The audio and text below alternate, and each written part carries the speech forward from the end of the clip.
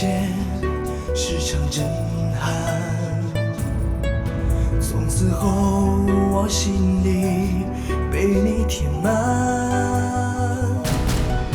狂风中，暴雨里，心心相印。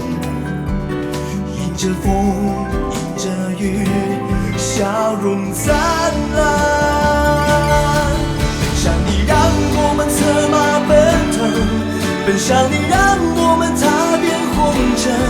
奔向你，让我们紧紧相随；奔向你，让我们挥洒青春。这场爱强烈到天崩地裂，这场爱简直是轰轰烈烈。不管他人世间几人能见，我和你共始终，此情不灭。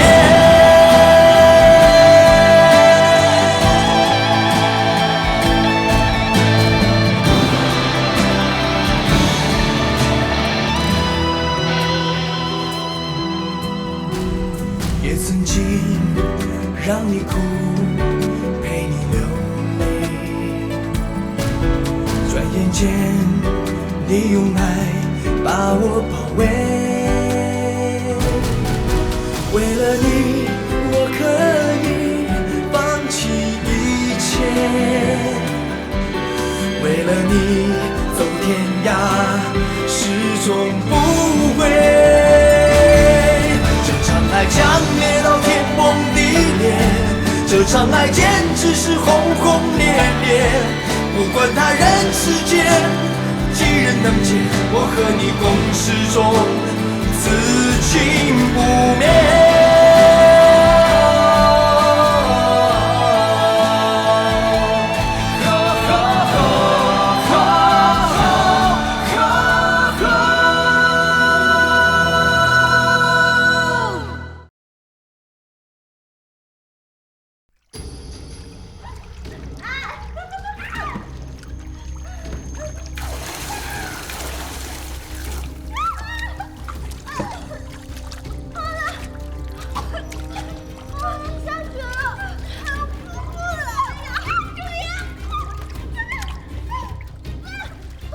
醒了没有？还没醒来，再来几桶凉水。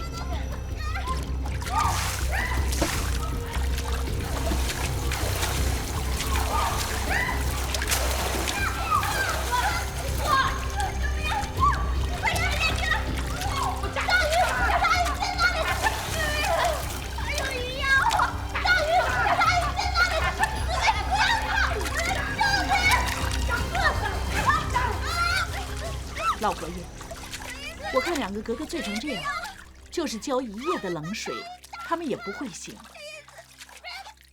老佛爷，您还是先回去休息吧，这儿交给臣妾就可以了。好，交给你了，想办法，一定要把他们弄醒啊！是。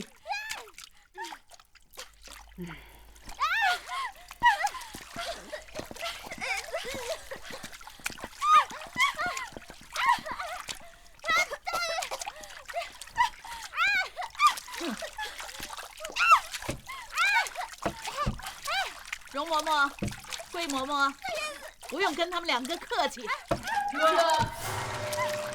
身为格格，居然和王孙公子出去饮酒作乐，喝得大醉而归，这么荒唐，和风尘女子有什么两样？就是上。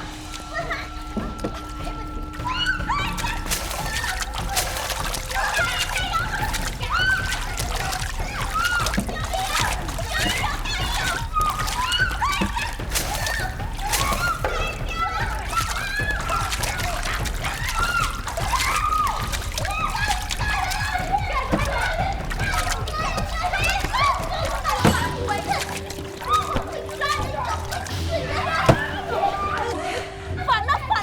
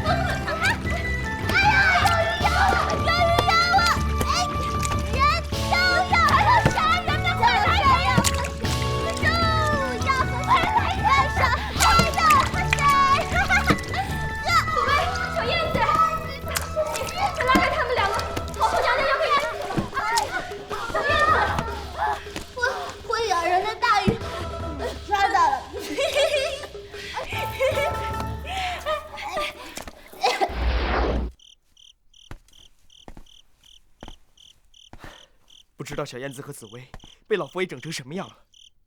现在已经是夜深人静了，我们总不能去惊扰皇阿玛。看来，我们只能自力救济了。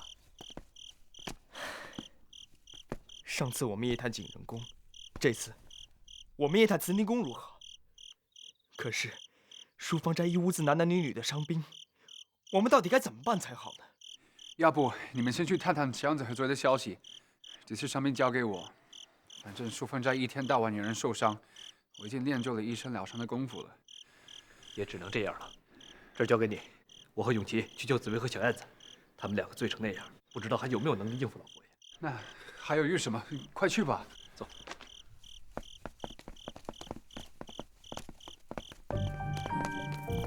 我就知道你们3个一定慌了手脚。如果我不冒险跑这一趟，你们说不定又会大闹慈宁宫。晴儿，他们2个怎么样？有没有吃亏？赶快告诉我。吃亏的不是他们，是皇后和容嬷嬷，差点没有被他们2个给淹死。你们没有见到那个场面，简直是惊心动魄。什么淹死？怎么会淹死呢？老佛爷要皇后娘娘给他们2个醒酒，把他们按在澡盆里面冲冷水，也不知道是怎么一回事，里面就打起来了。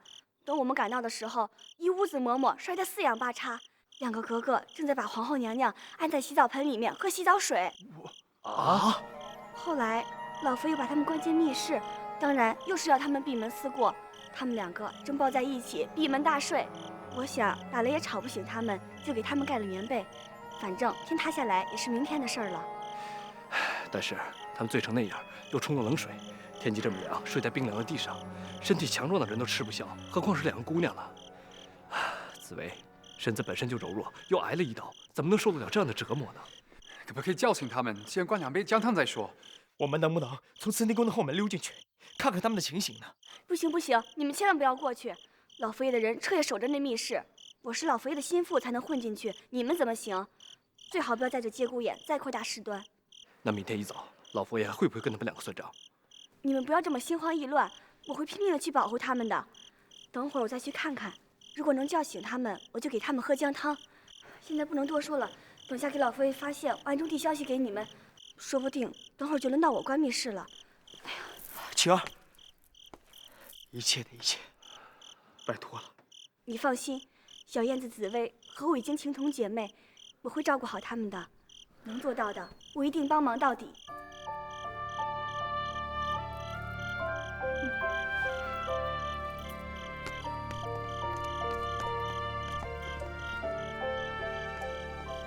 现在我先回去如意馆拿医药箱，不管规矩礼教如何，我得进去看看那些美女才子。那几个美女，这个护着那个，个个被打得好惨。这代才子挨了50大板，恐怕命都去了一半了。也不知道常太医还在不在御药房。我也去，管他什么规矩礼教，救人要紧。我也去。他们4大才子个个受伤，总应该有人帮他们上药啊。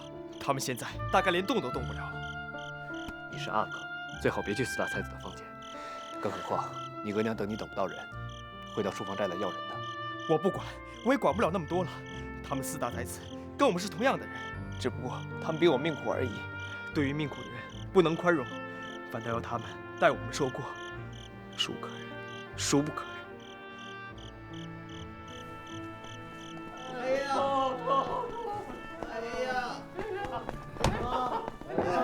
哎呀，我的屁股！来，看一下。慢点，小心，先看一下。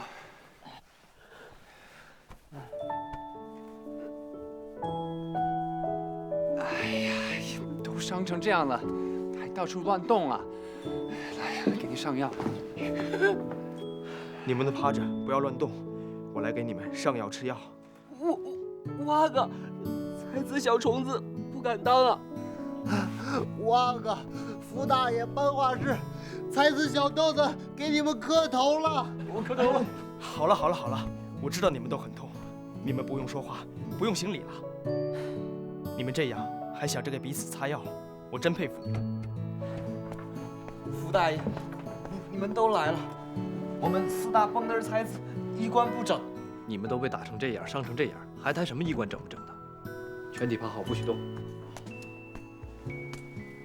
平时都是你们伺候我们，现在也该轮到我们帮助你们了。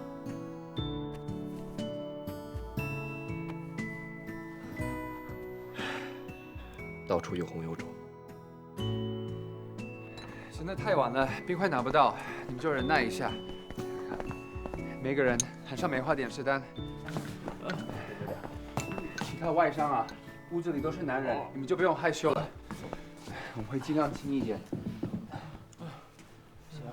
我的乖乖，才子小蚊子怎么好让吴阿哥、傅大爷、班画师给我们擦药？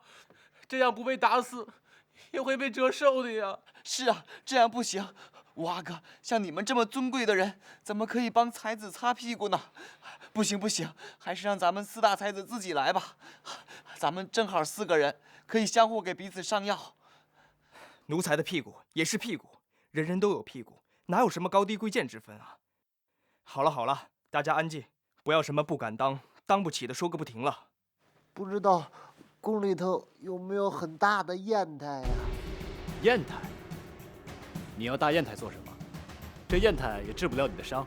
哎，等我伤好了，我就要坐到砚台上，把屁股用墨汁沾湿了，然后坐到宣纸上，这样我的屁股就印到宣纸上了，然后裱起来挂在墙上，因为是吴阿哥、吴大爷、班画师上过药的屁股。我也要，我要一个送给我娘当纪念品。我也要，蹦嘚我也要，我也要。 4大才子，所请照主。马上让内务府去找大砚台，如果没有，就吩咐做一个。还要定做一个特大号的墨才能磨。万一你们想用彩色的，汝医馆也供应各种颜料。 4大蹦嘚才子，谢五阿哥、吴大爷、班画师3年。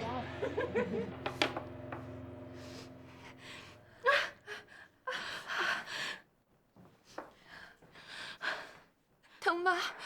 忍一忍吧，你这儿有好几道伤呢，都肿起来了。不过还好，咱们书房窄，就是药多。我再帮你看看，你不要管我了，我没事，我很好。明月，你不要动来动去的，这肩膀上还有伤呢。哎呀，有没有怎么样？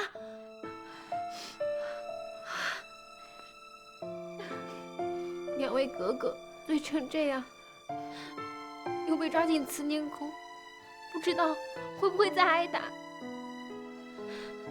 他们都已经够伤心了，所以才喝醉酒。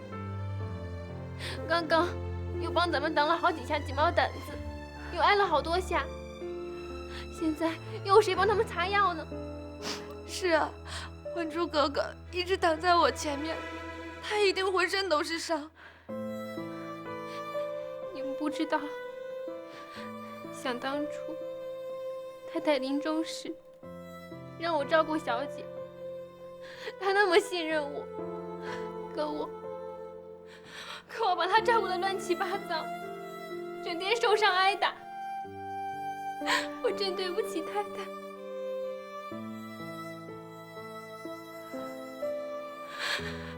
如果太太看到她现在这个样子， 一定心痛死了。我家小姐就是没有了娘，才受这么多的苦。别提娘了，就是因为我娘死了，我才进宫当宫女的。一提起娘，我就想哭。我娘是在我7岁的时候就病死了。一提到我娘，我的心就好痛。 我也是，所以才卖给人家当丫头。还珠格格也没有娘。原来我们书房宅的美女都是没有了娘，才给人家这么欺负。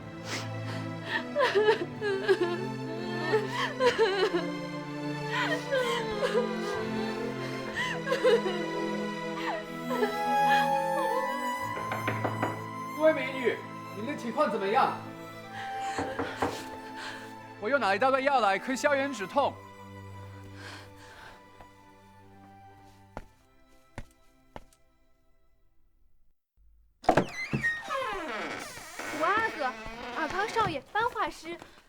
这么晚了，你们还在这儿啊？铁锁，你们的伤势怎么样？有没有帮忙彼此擦药啊？有，我们都擦了药，这什么药都有。小野他们怎么样啊？秦格格刚刚过来说了一下，他们两个现在状况很好，正在抱头呼呼大睡呢。你们大家都不要着急，明天一早我去求皇阿玛到慈宁宫去要人。好像四大才子也伤得很严重。我们刚给他们上了药，也给他们吃了止痛的药，你们放心。但是你们个个身上有伤，要自己照顾自己，知道吗？如果太痛，就吃安神散，知道吗？谢谢班画师，谢谢吴阿哥，谢谢尔康少爷。这么晚了，你们还记挂着我们，我们就算挨几下打，也是值得的。我们走了，你们也别太伤心，让自己早点休息。听说小燕子和紫薇被抓去泡冷水了，明天早上你们熬一大锅姜汤。泡冷水，泡冷水，我现在就去煮。别走！怎么样？你呢？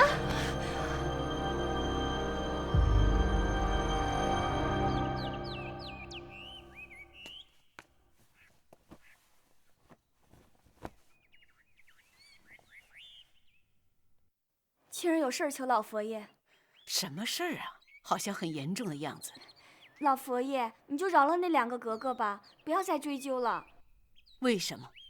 他们在宫外喝酒作乐，行为放荡，回到宫里还大发酒疯，闹得慈宁宫人仰马翻。再不教训，那还了得？他们两个已经冲过冷水，睡过密室，现在肯定知道闯了大祸，胆战心惊了。老佛爷，您就看在晴儿的面子上，让他们回书房斋吧。晴儿怕他们在酒后又睡过密室，会闹出病来。万一病了，总是在慈宁宫病的，传到皇上那儿也不好交代。你先起来。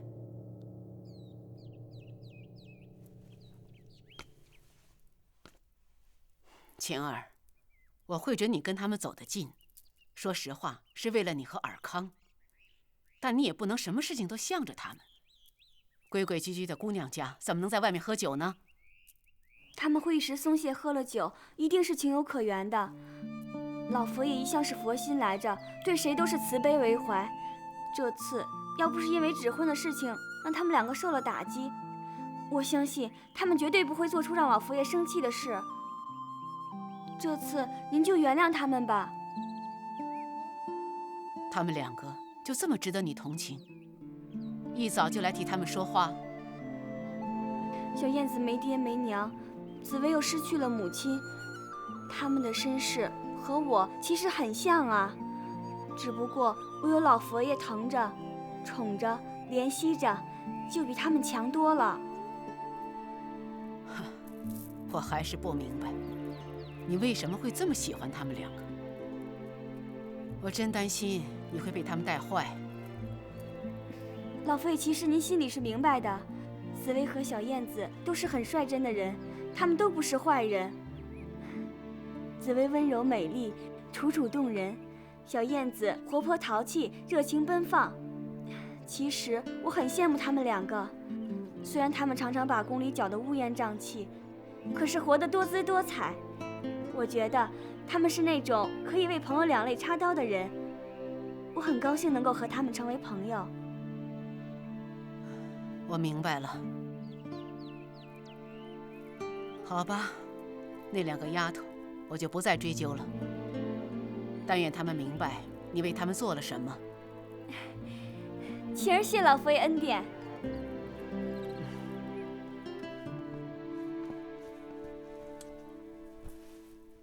紫薇给老佛爷请安。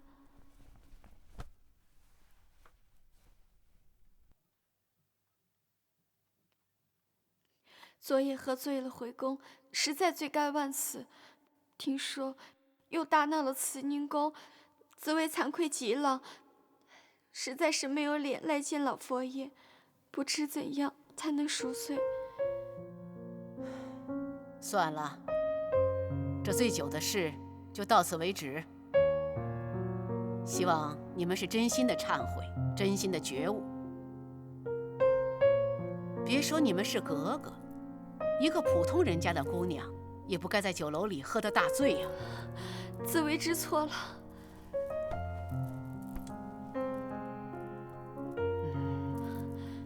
谨遵老佛爷教诲，以后一定滴酒不沾，不再重复这种错误了。本来啊，你们两个我是要重办的，给宫里立下个规矩。不过今天一早，晴儿来为你们请命，看在晴儿的份上，我就再原谅你们一次。希望你们是真心悔过了。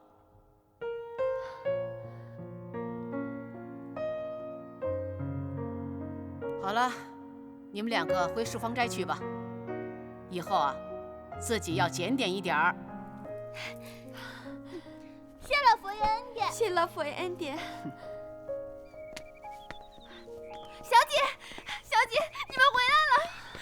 老佛爷没有再为难你们吗？有没有挨打？有没有被罚？除了关闭室，还有没有别的？没有，还好，我还好。痛成这样还说没有？你伤口有多少？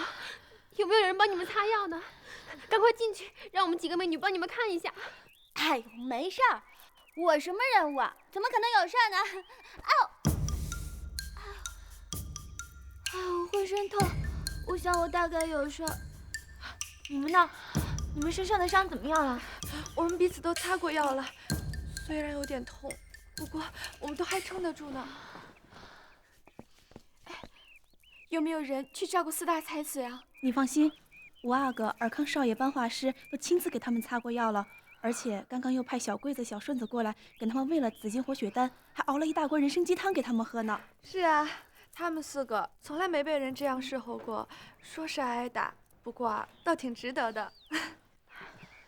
也不知道他们怎么样了，我得去看看四大才子。我给他们擦药去。哎，你去给他们上药，不太方便吧？格格，听说你们昨天晚上被泡了冷水，美女给格格熬了姜汤，先喝一碗再说。不忙不忙，四大才子才是正事儿，姜汤随时都能喝嘛。先去看看四大才子。我走了。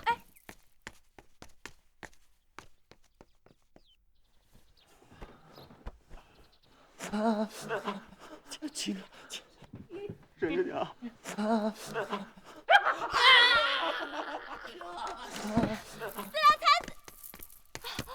才子，你们伤得怎么样了？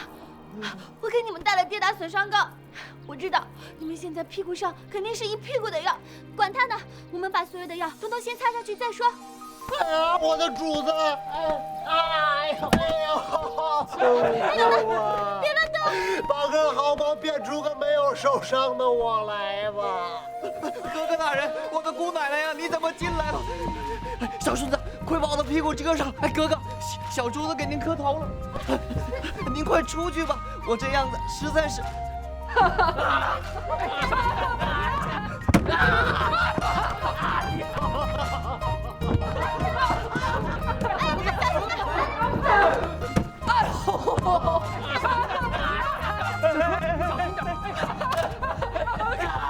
男女授受不亲，要是被格格看清了，那还得了？没事。我的乖乖哟，是我们回避还是格格回避啊？哎呀！你给我这小虫子装，搞死我了！别动了，你们！还住格格，吉祥！什么吉祥呀？我进宫这么久，我就没有吉祥过。有用冷水或者冰块敷一下吗？看一下。有，格格别看了，就跟格格上次的差不多。哎呦，看一下。哎，小凳子，你怎么从床上滚下来了？哥哥，快躺回去！哥哥求您了，我自己倒回去，您请回吧，我求您了。哎呀，别动，我走。我要是不走，你们也不会安心了。别动，我走。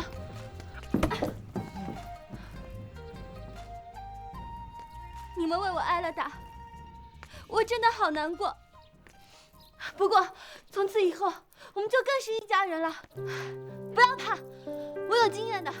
过几天大家就又都活蹦乱跳的了。你们好好休息吧，要记住，我们是一家人，有福同享，有难同当。哎呀，我的格格呀，我的祖宗啊！我怎么打疼你了？快让我看一下！快！不用，不疼，不疼，看一下。不用。我走，你好好的，好好的啊，好好的，好好的。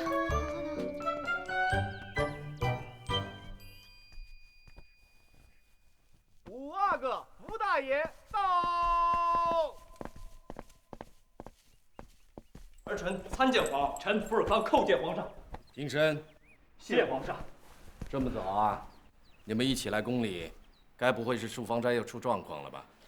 启禀皇上，昨天老佛爷到了树芳斋，把所有的才子和美女都打了。紫薇和小燕子护着美女们也都被打了，一个都没幸免。然后老佛爷就把他们带去慈宁宫醒酒，听说又泡冷水，又灌密室，到现在还没放出来。这紫薇受过刀伤，小燕子受过剑伤，身子本身就弱，怕是身子吃不消啊。尔康，你说慢一点。你说老佛爷为什么要打所有人？什么醒酒，谁喝了酒啊？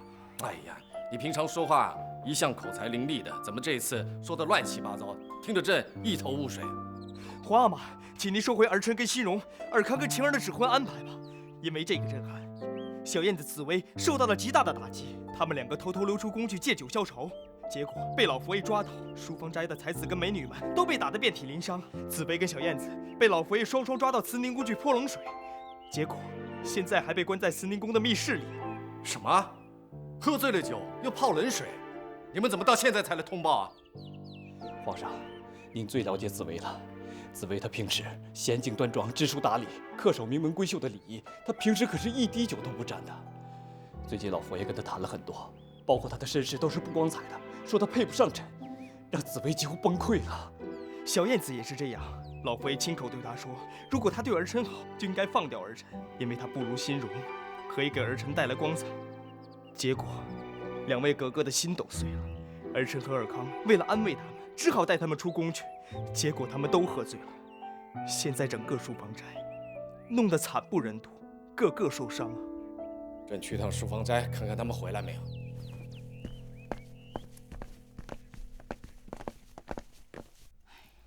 又泡冷水，又睡地板，不受凉才奇怪呢。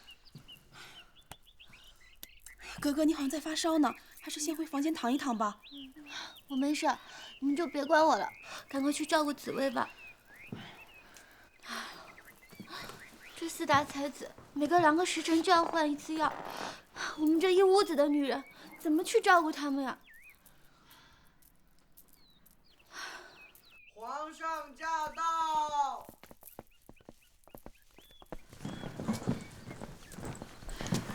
皇阿玛吉祥，皇上吉祥。皇阿玛。哎呀，怎么打成这样啊？你们个个都受伤了吗？皇阿玛，都是我们的错。不管怎样，我们都不该化妆成小太监跑出去喝酒。可是，就算是我们的错，金锁明月彩霞他们有错吗？4大才子他们有错吗？老佛爷他是佛呀，他打起人来眼皮子眨都不眨一下。他们因为我挨了打，我心里好难受啊！老佛爷从来没这么严厉过，这其中一定有误会。是皇后带他来的吗？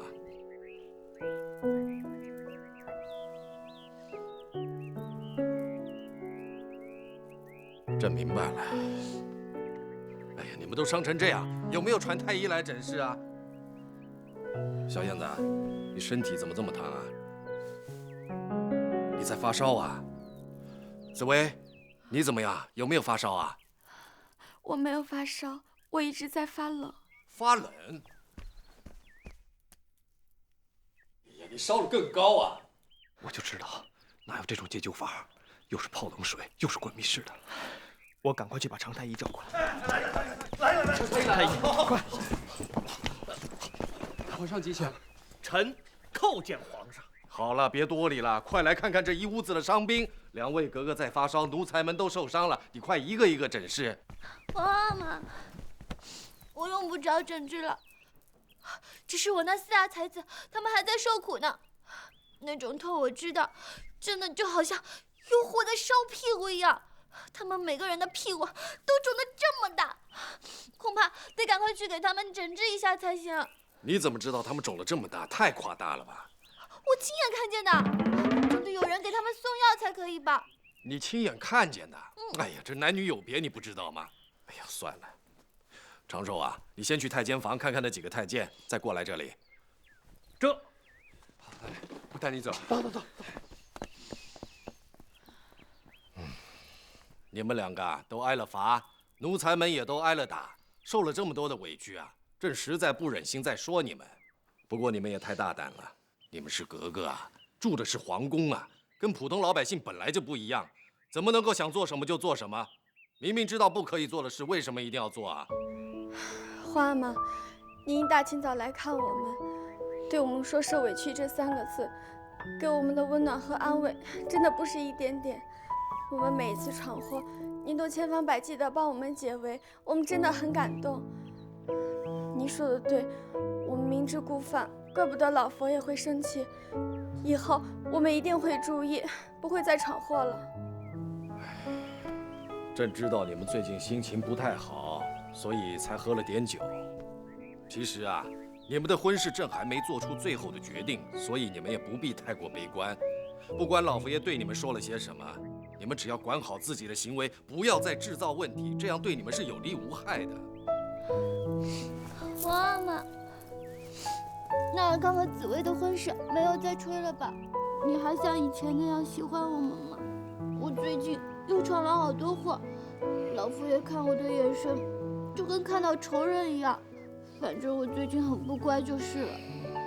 我以为你跟老佛爷一样，再也不喜欢我们了，只喜欢那个杏仁莲蓉哥哥了。傻丫头，如果朕不喜欢你，会赶在上朝前来看你们吗？不管发生什么事啊，你们两个在朕心目中的地位是不会动摇的。太后提议的婚事，朕会暂时压着。今后啊，你们就继续保持着树芳斋快乐的气氛跟笑声吧。永琪、尔康，儿臣在。2个格格在发烧啊，你们得赶紧负责，让他们退烧，让他们健康起来，要不然耽误了他们的出宫日就亏大了，知道吗？臣领旨。臣已经叮嘱2位格格按时吃药，让他们尽快好起来。皇阿玛，老佛爷和我额娘那儿还劳烦皇阿玛费心帮忙沟通一下，要不然这树芳斋的悲剧一定会继续上演的。儿臣实在是胆战心惊啊！我就说，只有脑袋里有病，才能把奴才打成这样。那些个屁股，哪还是个屁股啊？简直就是一个打烂的柿子！哎。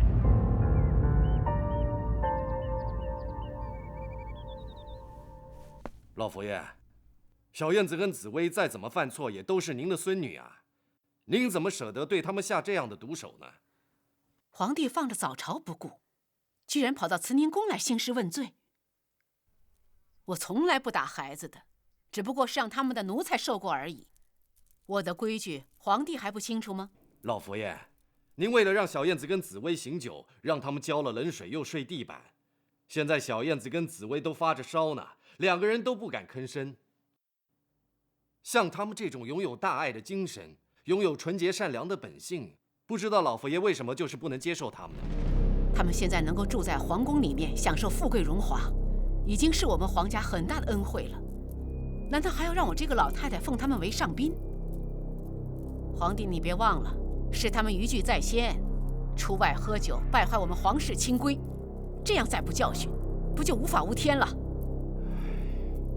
年少轻狂又不是他们几个的专利，您先去打击他们，再去惩罚他们。他们受到了打击，难免会有失落伤心的时候，喝点酒训斥一番也就够了，何必将他们一干奴才上上下下打得皮开肉绽呢？现在4个太监趴在床上动弹不得。老佛爷，您是个礼佛之人呐，怎么能够让奴才们受到这么严重的伤害呢？皇帝，你知道小燕子曾经去找于妃大吵大闹，于妃的为人皇帝最清楚了。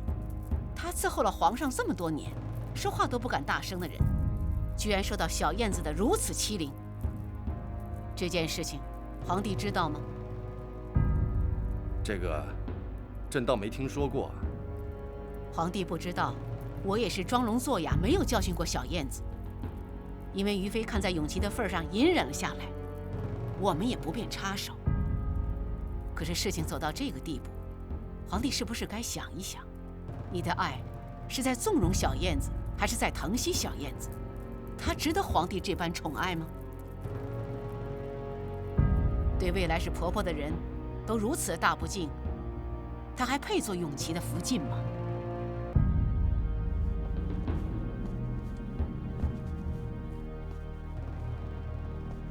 小燕子的个性一向冲动大而化之，相信她绝对没有恶意，一定是因为指婚的事情对她冲击太大，让她一时失去了理智。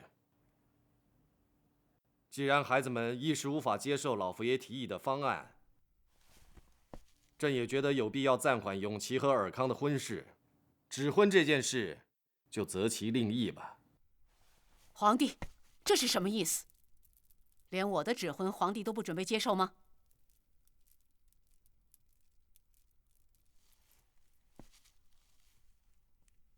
老佛爷，您是我的皇额娘啊，您知不知道，这次树芳斋的事件，您重重地打击了这几个孩子，也在朕的心口上刺了一刀。孩子们疼，朕也会疼。当朕心疼的时候，相信皇额娘也会疼吧。今天就谈到这儿了，朕先告辞。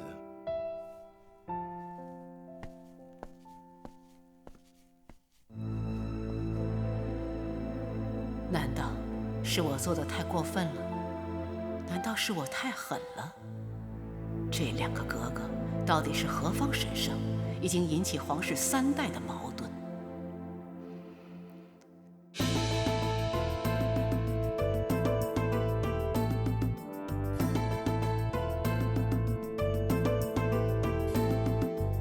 还珠格格到，紫薇格格到。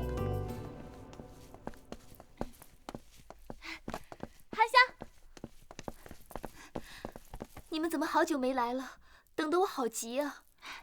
我们最近啊，好惨的，都是因为偷偷溜出宫去看马尔丹，又喝了酒，被老佛爷逮个正着，把我们抓去，又是泡冷水，又是关密室的，差点连命都没了。真的严重吗？你们没有把麦尔丹供出来吧？怎么可能供出来啊？我们是什么人？江湖豪杰，那就是有刀架在脖子上，也是要头一颗要命一条的，是吧？你听好，我们和马尔丹研究了一个大计划，这个计划要大家的天衣无缝的合作才能够完成。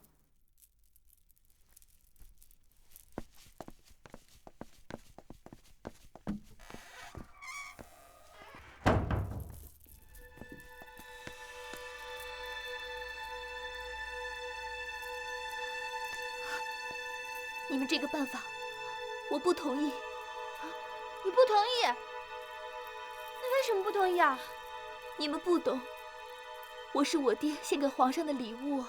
如果我跑了，我爹的一片用心就全白费了。皇上一定会大发脾气，派兵去回疆搜捕，那我的和亲计划就完全失败了。假如我有逃走的念头，我就不会答应我爹来北京。我既然来了，就不能逃走。你不要糊涂了，你们的故事把我们感动得稀里哗啦的。我们都下定决心要为你们豁出去了，你怎么自己婆婆妈妈起来了？我绝对不能背叛我爹，不能背叛我对阿拉发过的誓言。你好矛盾，一方面你要为你爹尽孝，为族人尽忠，一方面你又放不开马尔丹，想要为他守身如玉。可是你知道吗？你想要两者共存，那是绝对不可能的事情呀。可是你上次说过，你们在努力让皇上放了我。这个想法太天真了。这几天，我看着花妈对你辞这个辞那个，看着她看你的神情，只要你一笑，她就高兴得跟什么似的。我算看明白了，她是绝对不会放过你的。我们那个赌一定会输的。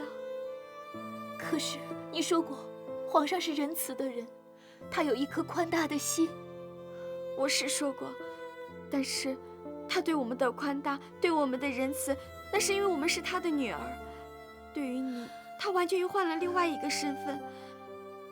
他充满了占有欲，充满了征服感。这个男人让我觉得很危险。是，你不要这样那样的搞不清楚了。你在皇阿玛身边，这个也不愿意，那个也不愿意，总有一天你会被皇阿玛砍头的。我愿意去试试看，赌一赌皇上的仁慈。你们两个只要帮我和麦尔丹传信，把他的消息告诉我，我就感激不尽了。其他的事情，真主阿拉会帮我的。哎呀，什么真主阿拉，搞不好什么忙都帮不到你的。不会的，他已经把你们送来给我了。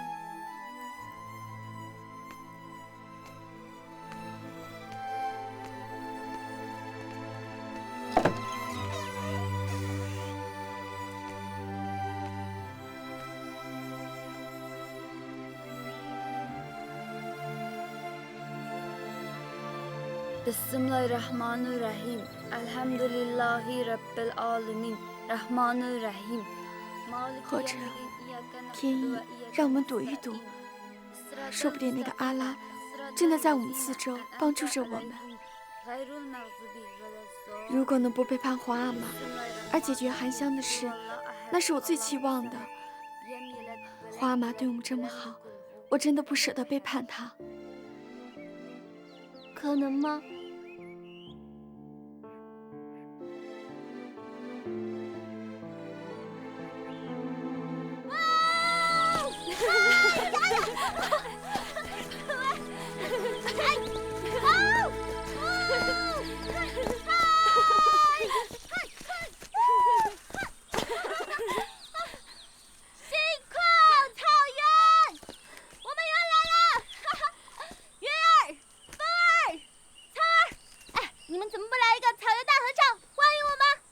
小燕子，你没有听到吗？风儿在唱，草儿在唱，远山远树都在唱啊！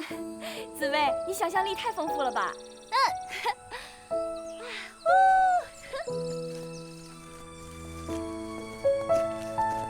来到了星矿草原，果然大家的心情都放松了。哎，你们看那三位格格都会笑了。麦尔丹，最近大家的心情都不太好。小燕子和紫薇还受了凉，发了几天的烧。我们的出宫日只得延期。麦尔丹，你一定急坏了吧？我当然急坏了。到底你们的大计划什么时候能实行？这儿又没外人，我们赶快好好计划一下吧。我们的大计划受到一点阻力。什么阻力？你自己看吧。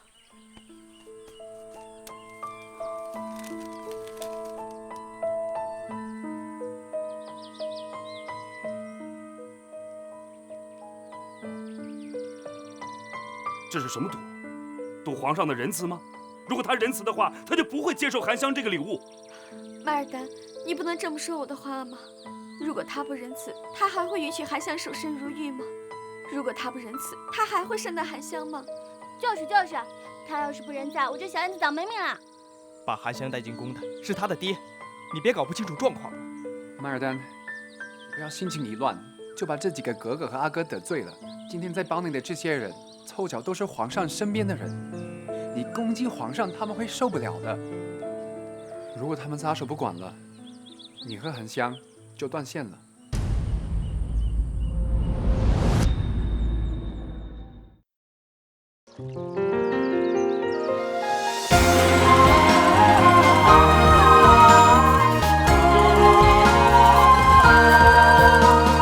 一阵温柔的风，吹拂着我的脸孔，在我心中留下了一道绚丽的红。一阵轻轻的风，吹拂着我的脸孔，在我心中留下了缤纷的美梦。风儿阵阵吹，风儿阵阵吹，和风轻拂，寒风暴风。我饮下所有的风，有时欢喜，有时轻松。风儿阵阵吹，风儿阵阵吹，即使天塌，即使地动。